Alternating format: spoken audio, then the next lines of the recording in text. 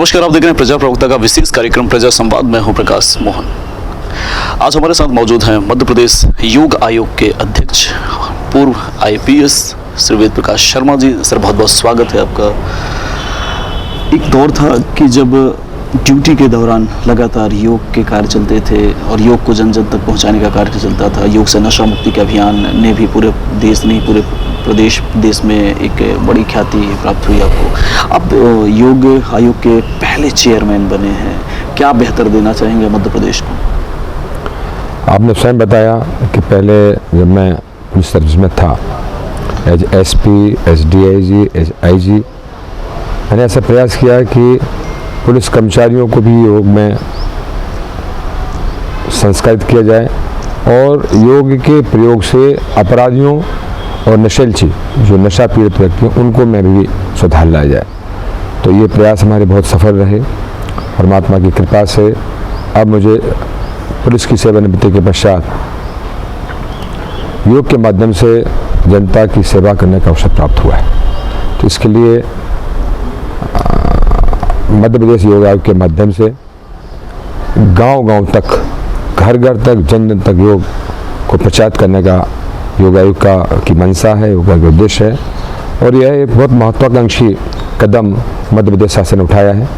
मध्य प्रदेश ऐसा चौथा राज्य है यहाँ पर योग आयोग की स्थापना हुई है और निश्चित रूप से शासन की संवेदनशीलता हमारे माननीय मुख्यमंत्री श्री शिवराज सिंह चौहान जी की है। एक विशेष जनता के प्रति उनके जो अपनत्व की भावना है, जो उनके अंदर जो एक सेवा की और जनता में जनार्दन को देखने की जो दृष्टि है, उसका परिणाम है कि जनता को बगैर दवा के कैसे स्वस्थ आरोग्य प्राप्त किया जाए और किस प्रकार से जनता को सुखी बनाया जाए, इस उद्देश्य से मध्य प्रदेश योग की स्थापना हुई है। प्रदेश में और देश में यदि बात करें तो कई ऐसी संस्थाएं हैं जो लगातार योग के क्षेत्र में काम कर रही हैं। ऐसे में मध्य प्रदेश चूंकि चौथा राज्य है कि जहां पे योग आयोग का गठन हुआ है, प्रदेश को योग, इसके पीछे सरकार की जो मंशा है वो मूल मंशा क्या है योग आयोग के गठन का? यही है। देखिए, अभी कुछ संस्थाएं तो ऐसा है जो शुल्क लेके योग सिखाती है, तो उसमें तो जो सामर्थ्यशाली लोग हैं, जो पैसा खर्च कर सकते हैं, वही योग सीखने जा पाते हैं। परंतु जो मध्य प्रदेश शासन का जो योग आयोग बनाने का कदम है, उसके पीछे मंशा ये है कि बाल्यावस्था से लेकर आजीवन व्यक्ति को सुखी रखने के लिए उसके जीवन में योग को एक अभिन्न अंग बनाया जाए, इस दिशा में काम करना।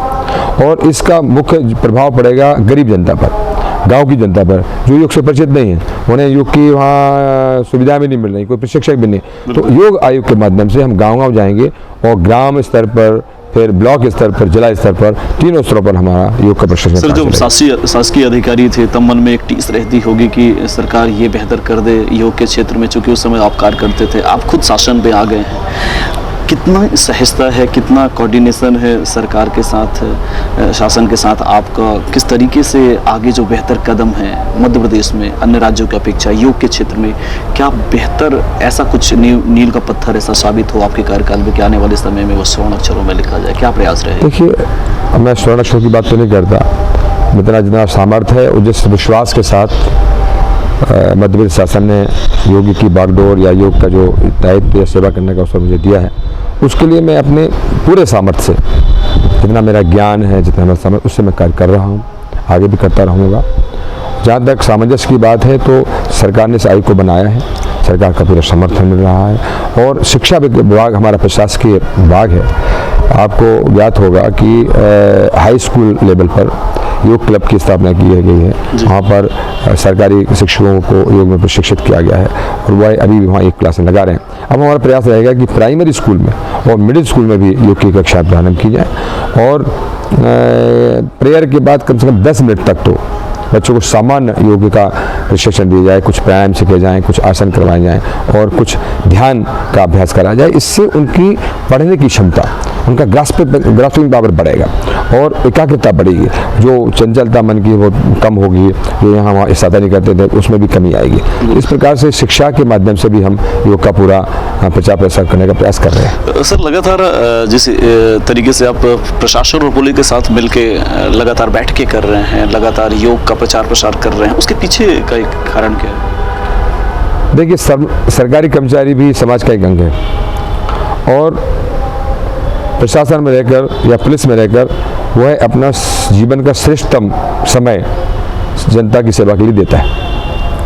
और ऐसी स्थिति में जब काम का बोझ बहुत बढ़ जाता है तो अत्यंत व्यस्तता के कारण वह अपने स्वास्थ्य के प्रति अनदेखी करने लगता है। स्वास्थ्य की जो प्रॉब्लम्स आती है उसको टालता रहता है कि चलो आगे देख लेंगे, समय नहीं मिलता। तो इसके लिए बहुत आवश्यक है। हमारी योग आयोग का जो उद्देश्य है ये भी है कि यहाँ कर्मचारियों को और अधिकारियों को भी योग में प्रशिक्षित करा जाए ताकि वह योग का प्रशिक्षण प्राप्त करके अपना सर्वश्रेष्ठ प्रशासन के रूप में जनता को दे सकें और जनता की बेहतर सेवा कर सकें। तो उनको भी हमारा जो बैठकों की आपने बात कही, आज मैंने पुलिस अधिकारियों की बैठक भी ली थी और प्रशासनिक अधिकारियों की बैठक ली, उसमें सबको योग के टिप्स बताए कि आपको ज़्यादा, अगर बहुत ज़्यादा व्यस्त है तो केवल 10 मिनट योग कर लीजिए और समय तो आधा घंटे कीजिए और 1 घंटे का समय तो बहुत अच्छी बात है। इसमें उनको इतना फ़ायदा होगा कि वह जो काम 4 घंटे में करते हैं वो 2 घंटे में कर लेंगे, थकावट भी नहीं आएगी और जो छोटे बड़े जैसे डायबिटीज़ है, हाई बीपी है, ये इन लोगों से भी उनको निजात मिल जाएगी। सर, सरकार का सत्र काफ़ी कम बचा हुआ, 6 से 7 महीने ही बचे हुए हैं। ऐसे में इतनी जल्दी क्या बेहतर करना चाहेंगे? आपको लगता है कि जो आपके मन में है, जो करना चाहते हैं, योग को मजबूत करना चाहते हैं, आयोग को मजबूत करना चाहते हैं, योग को घर घर तक पहुँचाना चाहते हैं, इतनी जल्दी कैसे संभव हो पाए? जितना हो सकेगा उतना करूँगा नाथ वाली बात समझते हैं आपके। ईश्वर किसे हम यही कहते हैं, प्रभु जो सामर्थ्य आपने मुझे दिया है, मैं सर्वशक्तिशाली तो हूँ नहीं, सर्वज्ञ भी नहीं हूँ, जो सामर्थ्य है मेरे शरीर में, मेरी बुद्धि का बल है, उसके अनुसार जो भी समय हमें दिया गया है उसमें हम अपना बेहतर करने का प्रयास करेंगे। नशा मुक्ति के क्षेत्र में क्या एक पहल चलेगी? नशा एक मानसिक बीमारी है और मानसिक स्वास्थ्य या मेंटल डिजीज के लिए योग एक बहुत अच्छा कारण है। सेवा काल के दौरान नशा मुक्ति के क्षेत्र में अभूतपूर्व कार्य हुआ। नशा मुक्त के क्षेत्र में अपराध को लेकर, कई चीज़ों को लेकर नशा के खिलाफ लड़ाई लड़ी गई। अब चूँकि स्वतंत्र हो गए हैं और बड़ा एक दायरा है, क्षेत्र है, बेहतर काम किया जा सकता है। आपको क्या लगता है कि किस मशीनरी के साथ आगे बढ़ना चाहेंगे, किस भाव के साथ इस नशा मुक्ति का एक बड़ा सामाजिक बुराई है नशा मुक्ति, उस कैसे लड़ना चाहेंगे? देखिए, जब योग आएगा तो रोग और नशा अपने आप भागेगा। तो हमें पूरी प्रतिबद्धता के साथ, पूरे समर्पण के साथ योगों को आगे लेके चलना है।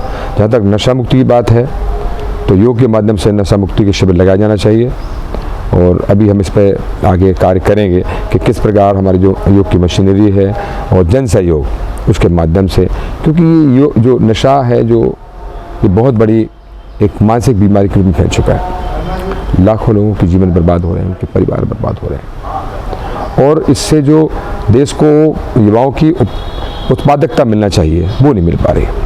शरीर में अपराध भी फैल रहा है, अपराध का मुख्य कारण नशा है। तो इन सब से एक नशे का एक बहुत सकारात्मक प्रयोग नशा पीड़ित लोगों में किया जा सकता है और मेरा ऐसा प्रयास होगा कि इस क्षेत्र में मध्य प्रदेश योग आयोग भी काम करे। सर, घर घर तक योग पहुंचाने के लिए जो भी निजी एजेंसियां थी या निजी संस्थान थे वो लगातार काम करते थे, सरकार की तरफ से ऐसा कुछ नहीं था। आपके आने के बाद ऐसा कयास लगाया जा रहा है कि आप बड़ी वैकेंसियां होंगी, बड़ी भर्तियां होंगी और माध्यमिक तौर से शुरू करने का एक पहल संभवतः आपने शुरू करी है। तो वो एक कैसा एक रोल मॉडल होगा योग के क्षेत्र में, जो शुरुआती शिक्षा पर कैसे सम्मिलित करके हम इसको आगे बढ़ेंगे? जैसे मैंने पहले कहा कि शिक्षा में प्राइमरी स्कूल लेवल पर, मिडिल स्कूल लेवल पर, हाई स्कूल लेवल पर हम इसको पाठ्यक्रम में लाने का प्रयास कर रहे हैं ताकि योग का पूरी शिक्षा स्कूल में दी जाए। दूसरा जो आपने बताया कि जन जन योग घर घर की योग, इसके लिए हमारी, जैसे मैंने आपको पहले निवेदन किया कि हमारी जो ग्राम योग समिति होंगी उनका एक काम होगा कि गाँव के लोगों को चौपाल पर इकट्ठा करके उनको योग कराएं। उसके बाद हमारे ब्लॉक लेवल पर एक अलग समिति होगी, वो अपने अंतर्गत समस्त गाँव में इसका पर्यवेक्षण करेंगे कि भाई सब जगह वही हो रहा है। और जो जिस गाँव में कोई योग प्रशिक्षक नहीं पहुंच पा रहा है या कोई योग नहीं जानता है, उनको जिला स्तर पर मुख्यमंत्री योग प्रशिक्षण केंद्र की स्थापना की जाएगी। वहाँ उन लोगों को यहाँ लाकर प्रशिक्षित करेंगे, वो अपने गाँव में जाकर और वहाँ के लोगों को योग सिखाएंगे। अध्यक्ष बनने के बाद पहला ऐसा मौका होगा जबकि 21 जून को विश्व योग दिवस मनाया जाएगा। क्या बेहतर होगा आने वाले समय में क्या 21 जून को क्या आपके जो भी आपका कार्यकाल है, ऐसे में क्या यादगार पल होगा? अब देखिए, यादगार की बात नहीं है, ये हमारा अंतर्राष्ट्रीय योग दिवस नहीं है, ये हमारे लिए योग साधकों के लिए महापर्व है। ये हमारे सांस्कृतिक गौरव को बढ़ाने वाला दिन है, जिसमें हमारी पूर्वी विद्या, जो हमारी जो प्राचीन सांस्कृतिक विरासत का अंग है, उसको अंतर्राष्ट्रीय स्तर पर मान्यता प्राप्त होने को सेलिब्रेट करने का दिन है। तो इस दिवस पर हम स्कूलों के माध्यम से भी अधिक से अधिक जो योग को प्रोटोकॉल है 21 दिन का, उसको करवाने का प्रयास करेंगे। इसके लिए हमारे जहाँ जा रहा हूँ वहाँ योग प्रभारियों से बात कर रहा हूँ, और जो योग समितियाँ हमारी हैं, किसी भी उसकी हो, संस्था की हो, उन सब से मेरा अनुरोध रहेगा, मैं आग्रह करूँगा, अपील करूँगा कि आप लोग बड़ी संख्या में इस दिन को मनाएं। और हमारा ऐसा अनुमान है और ऐसा हमारा विश्वास है कि उस दिन कम से कम 1 करोड़ लोग मध्य प्रदेश के और अंतर्राष्ट्रीय योग दिवस को मनाएं, उसको सेलिब्रेट करें।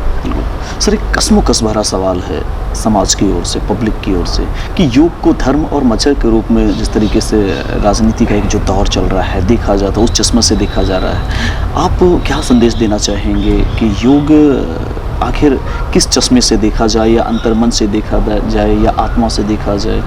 आखिर योग के प्रति इतना कसमोकस क्यों? देखिए, योग किसी भी संप्रदाय या मजहब या पंथ से परे। इसके बारे में कहा गया है कि यह देश जाति काल से परे सार्वभौमिक विद्या है, सार्वभौमिक व्रत जो सबको करना चाहिए। जो करेगा उसको लाभ पाएगा। इसका किसी धर्म से कोई सीधा संबंध नहीं कि इसी धर्म वाले करें, जो करेगा जिस देश के लोग करेंगे। अब आप देखो, पाश्चात्य देश में तो इस धर्म की मान्यता वाले लोग नहीं ज़्यादा, और पाश्चात्य देश में हो रहा है, उससे लोग लाभ प्राप्त कर रहे हैं। अमेरिका में देखिए, इंग्लैंड में देखिए, फ्रांस में देखिए, कितना लोग योग कर रहे हैं, उससे लाभान्वित हो रहे हैं। और वो केवल आसन प्राणायाम कर रहे हैं, उतना लाभ हो रहा है। अगर पूरी दुनिया अष्टांग योग का पालन करने लगे, यम नियम का पालन करे, आप कल्पना कीजिए थोड़ी देर के लिए कि किस समाज में यमों नियमों की प्रतिष्ठा है, लोग अहिंसात्मक व्यवहार करते हैं, मन में किसी के प्रति द्वेष भी नहीं रखते, सत्य का व्यवहार करते हैं, चोरी नहीं करते, ब्रह्मचर्य का पालन करते हैं, और अपने साधनों, अपनी आवश्यकताओं को सीमित रखते हुए सबको सुख वितरण करने का प्रयास करते हैं, अर्थात अपरिग्रह व्रत का पालन करते हैं। उस समाज की जो संरचना है, उस समाज की जो एक समरसता है, वो कितनी उत्कृष्ट होगी। यहाँ कहीं अपराध करने के लिए, नशे के लिए कोई जगह ही नहीं होगी। ही है योग। तो योग का बहुत व्यापक अर्थ है और बहुत बड़ा व्यापक इसका की साधना है। तो इसको जो आप कह रहे हो किसी धर्म या किसी मजहब विशेष या किसी उपासना पद्धति से जोड़ना, मैं समझता हूँ ठीक नहीं होगा। इसको तो एक मानव मात्र के लिए परमात्मा की विद्या है, जिससे सबका कल्याण हो, सबका लाभ। बिल्कुल, जबकि पूरे विश्व ने योग को शिरोधार कर लिया है, योग को स्वीकार कर लिया है, ऐसे में निश्चित रूप से योग न किसी धर्म का है, ना किसी मजहब का है, ना ही किसी दल का है, ना ही इसे किसी चश्मा के थ्रू देखना चाहिए। तो एक बार पुनः आयोग के चेयरमैन शर्मा साहब के लिए कि दिए का अपना कोई मुकाम नहीं होता है, वो जहाँ भी जलता है रोशनी देता है। इन शुभकामनाओं के साथ कि सर मध्य प्रदेश में योग आयोग को मजबूत करने के साथ साथ योग को जन जन तक, घर तक और घर घर के उस व्यक्ति तक पहुँचाने की कोशिश रहेगी। इन्हीं शुभकामनाओं के साथ आपको बहुत बहुत बधाइयाँ, बहुत बहुत धन्यवाद। और आने वाले समय में पूरे मध्य प्रदेश वासियों की, नहीं पूरे देश की, कि हमारा ये जो मध्य प्रदेश का योग आयोग है, उससे बाकी के जो प्रदेश हैं वो रोल मॉडल के रूप में हमारा प्रदेश का आयोग काम करे और उससे लोगों को प्रेरणा मिले। बहुत धन्यवाद। बातचीत करने के लिए बहुत बहुत धन्यवाद। Thank you so much.